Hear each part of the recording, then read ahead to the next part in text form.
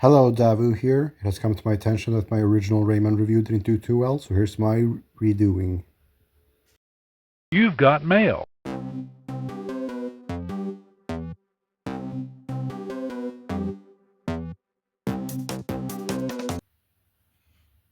Let's find the One Piece.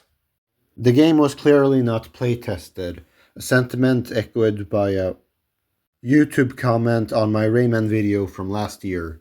This makes it especially challenging to assess its design and reception. For instance, Band World 2.1 showcases some promising level design, hinting at how the game might be perceived. Notably, Glowbox makes an appearance in Rayman Redemption, and Murphy teasingly remarks, "See you in Rayman 4." Sadly, that promise will likely never come to fruition. Interestingly, I see the potential for a deeper connection between Rayman and Spyro, a kind of situationship that could be explored further in this thread of discussion. At the start of the game, Rayman is devoid of powers and can only jump from point A to point B. Gradually, he gains the ability to grab onto ledges and fly using his helicopter-like hair. Interestingly, it's not his ears. Since, in this game, Rayman appears unable to hear anything spoken to him, the game operates in silence, unless one considers the lore of Redemption as canon. His helicopter here evokes comparisons to Tales from Sonic Boom on the Wii U. As for Rayman's status, it remains a complex topic, especially when viewed through the lens of the game's progression and narrative. Tales from Sonic Boom shattered crystal using a submarine. However, it was tedious to say the least. That game is full of the brim with backtracking like Crash Mind Over Mutant did, which I reviewed here.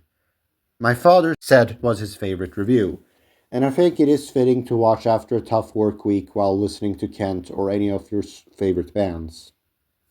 The Skylanders question was asked once when I was 8 and watching Swedish television around that age.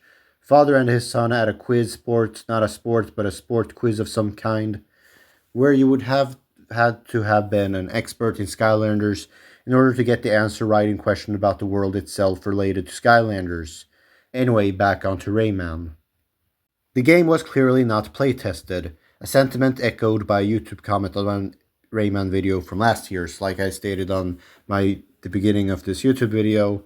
So why am I bringing it up now? Well, during the development of Rayman 4, the team got the Nintendo Revolution development kit, the condensement for Wii, and were instructed by Ubisoft and Nintendo to implement the new motion controls and push out a game by 2006. So Raving Rabbits was turned into a mini-game collection to maximize Christmas sales and makes the most of the new, at the time, controls of the Wiimote and Nunchuck.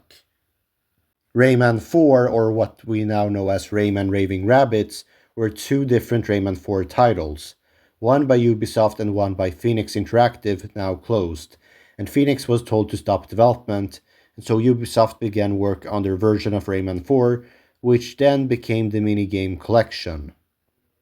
The game was also noticeably darker, and would have had an edgy and teen theme akin to Shadow the Hedgehog, as seen in the original 2006 trailer. Ubisoft saw better sales in a family-friendly, multiplayer game rather than a 3D platformer for single players. Nintendo also pushed for their new technologies to be implemented better.